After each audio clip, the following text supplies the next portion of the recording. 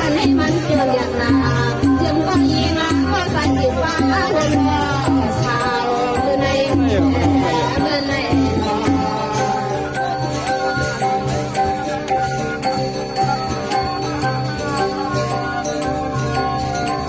ยังรถยังรถ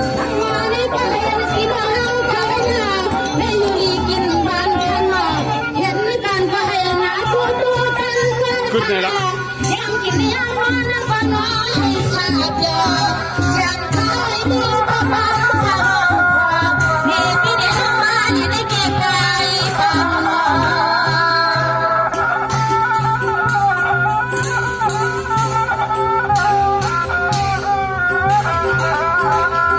เวลาวันนี้ไปเจอกันมาให้เราทั้งข้าวจนสมบูรณ์ให้จางสุดสัปดาห์เสียงเรียกใครใครอร่อยน้องพี่เลยลอยผัดน้องเลยน้องพี่เลยลอยผัดสุดสัปดาห์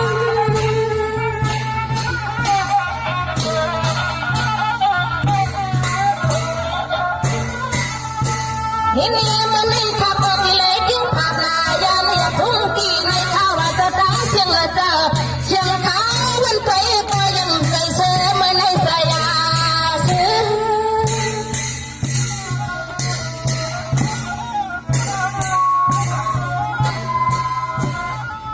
โอ้ละนางข้าไม่บันนี้ก็ยันเลี้ยวข้าป้ามาข้าวน้องทางสัวไปในเหตุการณ์กันนายามชิงสังเรื่องยิงเลยมาหันนาในนอนในนอน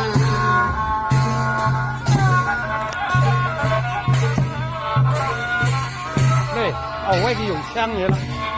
อีเลียมันไงก็เป็นปีไซเลยแบบปีน้าฟังปีเฮาทางนอกสาวขอเลยมีทางนาดังนั้นดังวันฟ้าลูกลามาเป็นคืนเอลานานาเขาพระพันเตียนในพยายามปีมีเรื่องมากันนะได้ในเสียงข้าสุนังกาลามีสัญญานั้นนอนมีน้องนา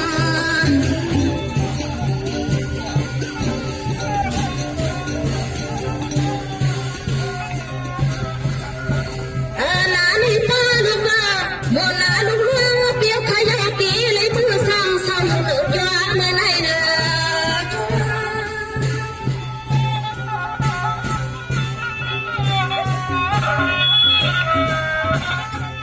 ในขยะลูกตั้งมาตาสวยยันข้าท้องยันนาพิธีข้ามันนออันนั้นพอตาวันนี้นอปีข้ามาพังเขาไปลอยมาบ้า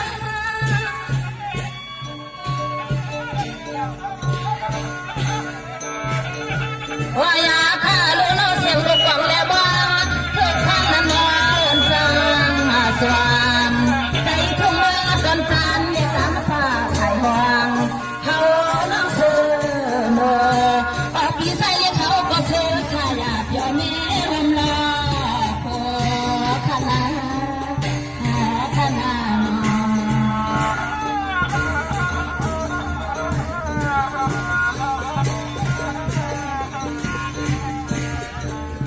เฮ้ยรู้ยังกะพี่ไรก็เก่งจังไอ้ยังพัฒนาเติมเดตอนนี้กินพอรู้ว่ากินยังเท่าข้าวเนาะที่เท่าข้าวเนาะเรื่องการหัวโล้นเรื่องคนน่ะเรื่องแล้วก็มาลูกเก็บยังสมาไปเนาะ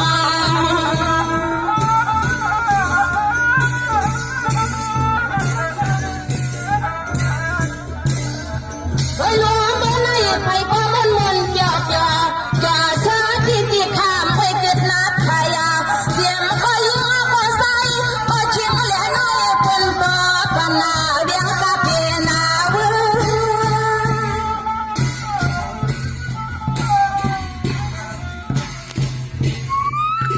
ในความเป็นสาตีวิ่งมีสาวสาเขาขายเสียมันต้นตะเปสาสุสาขาในต่อเสือให้พ่อและเสือผู้ตาผู้คนในคานนมีใหญ่เตี้ยมาต้นกลางเบิ้ล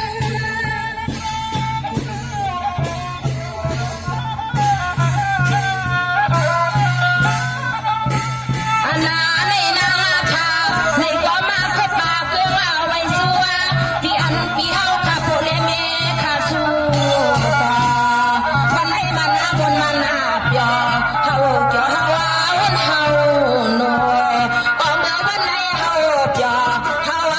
เรา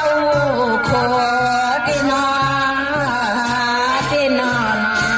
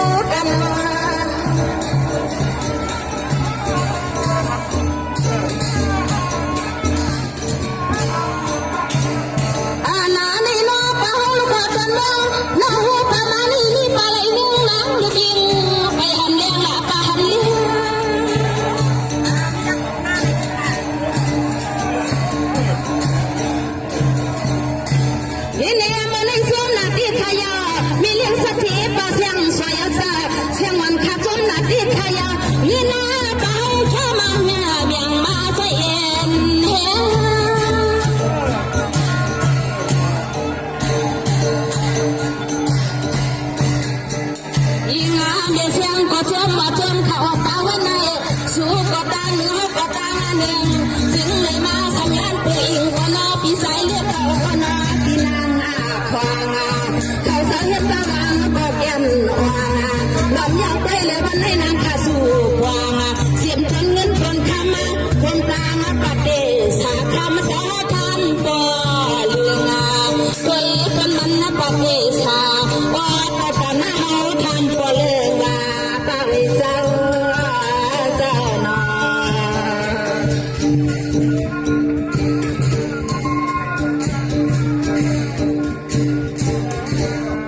สวรรค์ในไทยปีไซเลยฮักขับปีน้องเสียงสวยฮักภาวนาปีน้องข้างของให้ภาวนามีข้าวมากินข้าวมีเงินมารักษาเอาให้เป็นพอไปตั้งตอนนี้ปันภาพีเตียนมาซาวันนี้ย้อนให้ไปเลยวันอาจารย์สาวเมื่อตามเพื่อนาสิบสามนอ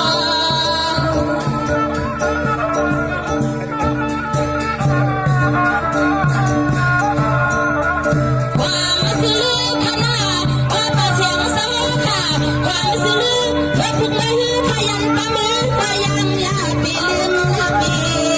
ลืม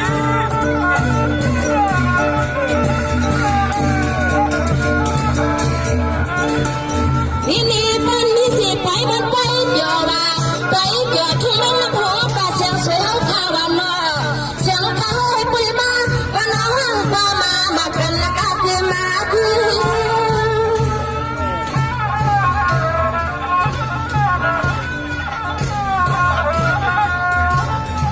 โอ้ย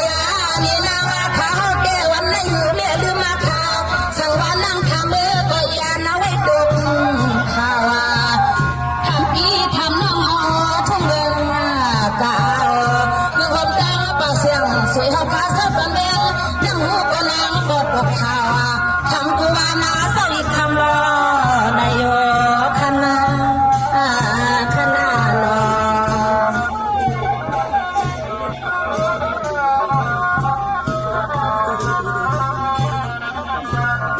สังวาในเพียงคือการทะลุปีไซสองยาปีนั่งคำของอาคารน่ะเวลาสังกัดขึ้นหวังที่ข้าว่าจะเงินน่าเลี้ยงคำในมันพอลงกานาเงยมินมันน่ะคนเลี้ยงมา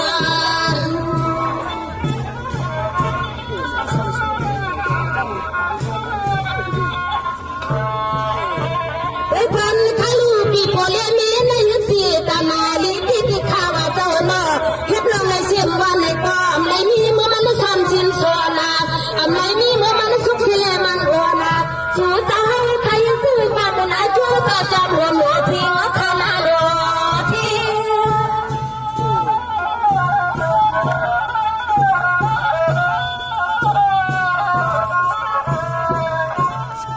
นี่เนี่ยเมื่อยามมันเปี้ยวขากากาบังเสียบังเรื่องว่าเปี้ยวนออันทางที่เป็นซึ่งในข้าบังพี่เขาอยากไปเอาได้อยากกิน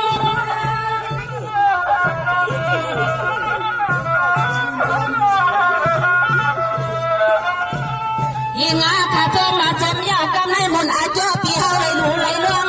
ที่กันที่กันก็ตัวมาหัวมาเชื่อมสวรรค์สาวเมืองสาวไปจังเราเมืองได้จังเสียงไหนก็ตัวมาคุ้มตัวมาหัวมาสามมาชอบสมาคนเปียวกวนมาในอาทิตย์เดียนอ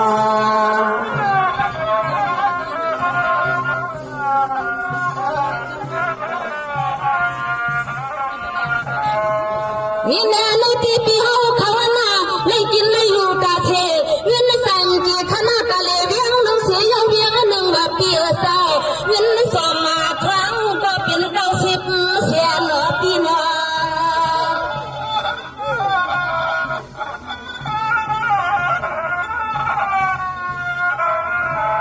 เด็กมาเสียมาที่อันป้องแขนและป้องมือพี่เฮาก็ป้าเลยเกลือใส่เวียนคำดอกพี่น้อยเวียนนาคำ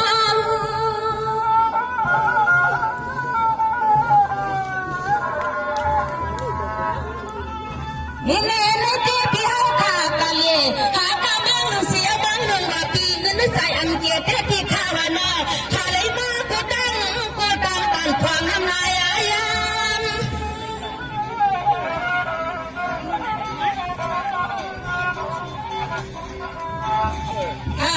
ปีเอาน้อยเงินประถมสัปดาห์ทองพี่ปีข้ามุนนาเกี่ยวปีเฮาไหลเฮ็ดเจ้าวางได้จัวมาหัวมาจัวมาทักษะมากันปีเฮาผู้วันนายานางอันปีใส่เลี้ยงเขาปีคำความใครเคยมาเคยมีนั่นคือให้เพียงใครตาอยาพันยาขนาดเดิมพอในขนาด พอดได้ที่สามอดเนี่ยนะก็แบบคิดเป็นลังเลไป สวัสดีป้าพี่ใส่ผิวและพี่น้องไม่เอาเขาหล่อในความมีเสียลูกหลีลงเข้ามาในมาปุ๊บน้ำไม่วันในมันห่างเปียวนาโอ้พี่สาวอยู่ซาซาลินทุรังพี่สาวกิน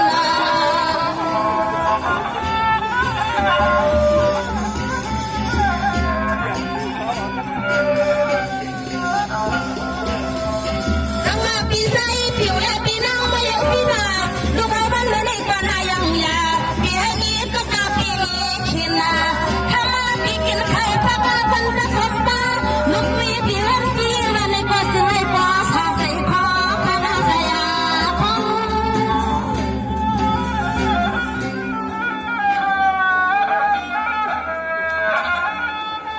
สังวานี่ก็พี่ใส่สาวผิวพี่น้องไม่เอาพี่นามีเสียลูกหลีลูกมันมา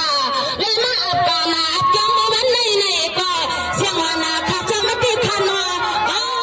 พี่สาวอยู่ลีเลยพี่สาว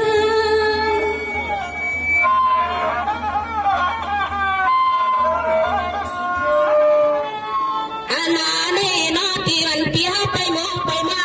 อันเสนอหนึ่งในปานาพี่พอเลเมพี่หาก็มีลูกกายลูกเลี้ยงเลี้ยงเลี้ยงเสียอาณาเสียเลยมาเลยเฮ็ดเจ้าน้องมุนนามาเลยมีลูกรังสั่งเสียเลยนะลูกรังมุนนาเนวาเนนอ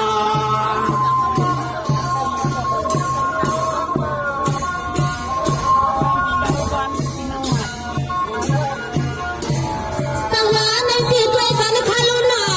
พี่ใส่ผิวพี่น้องมวยสนาเป็นสู่สามีเงินมีคำนำดำนาเป็นสู่ใจให้ค่ะเลยมีหนังมาโกมาเสียมันมาเล่าใจรักตลกตาก็เคยมีเรื่องชีวิตมีนั่นมีเรื่อง